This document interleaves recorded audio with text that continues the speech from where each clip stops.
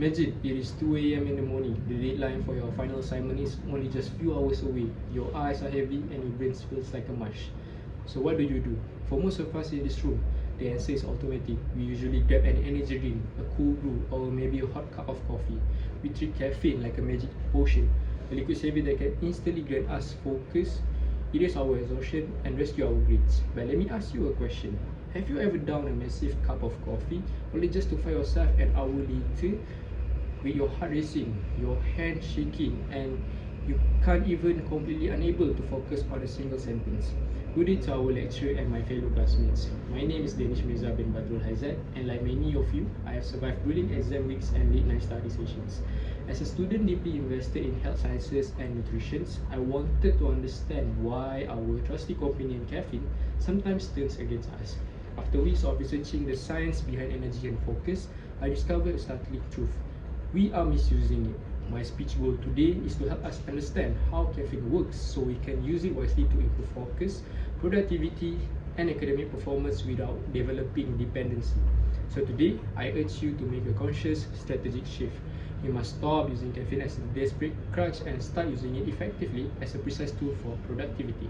To do this, we will first look at the growing problem of caffeine misuse, explore the practical solution we can adopt today, and finally look at the incredible cognitive benefits we will gain.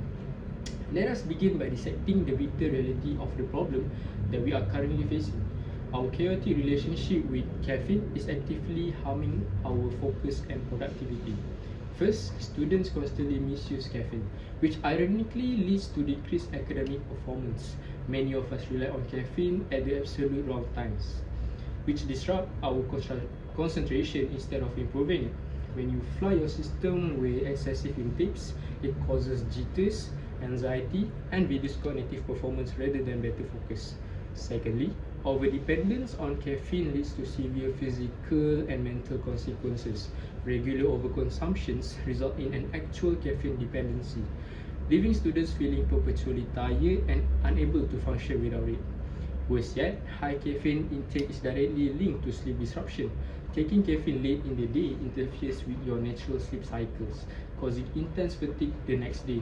According to sleep researchers, the disruption severely lower your memory retention and overall academic performance. Think about the irony here. We drink coffee late at night to study, but the resulting poor sleep guarantees that we will forget what we learned. We often confuse temporary alertness with actual productivity, leading to terrible study efficiency. We are running on a treadmill of artificial energy, going nowhere fast. Now that we recognize the severity of this issue, so how do we solve it? The solution does not require you to quit coffee completely, but instead, students must simply learn to use caffeine strategically and responsibly. First, we must consume caffeine at the right time and in the right amount. Experts recommend maintaining a moderate intake of around 100 to 200 mg for optimal focus without any negative side effects. That is roughly 1 to 2 standard cups of coffee. Furthermore, the best time to consume caffeine is during the mid-morning or early afternoon, but not late at night. This gives you a boost when your body naturally dips, while ensuring the chemical clears your system before bedtime. Secondly, we must avoid dependency by balancing our caffeine intake with healthy habits. Students should prioritize a proper natural sleep instead of trying to use caffeine as a synthetic substitute. Additionally, simply staying hydrated and maintaining a balanced diet drastically improves your natural baseline energy levels. Finally, we must use caffeine as a tool, not a crutch. Caffeine should be used selectively to enhance your focus during important tasks, not consumed constantly throughout the day. We must combine it with proper time management and regular study breaks, which improve productivity far more effectively than relying on caffeine alone. So what happens to our lives when we successfully take these steps? So the benefits of reducing our reliance and optimizing our caffeine choices are absolutely life-changing. First and foremost, your energy levels will stabilize. By avoiding caffeine overdoses and protecting your sleep cycles, you eliminate the dangerous spikes and crashes that cause chronic fatigue. You will wake up feeling genuinely refreshed and free from the morning brain fog and the desperate need for an immediate fix. More importantly, your academic productivity will skyrocket. By consuming moderate amounts at the right times, you unlock true cognitive benefits, sharper mental clarity and enhanced memory retention, and sustain jitter-free focus. You will get more work done in 2 hours of focused study than you used to get done in 4 hours of caffeinated anxious pacing.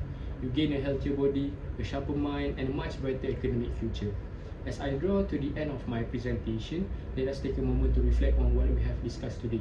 We have seen how the misuse of caffeine is quietly sabotaging our sleep, driving up our anxiety, and dragging down our academic performance.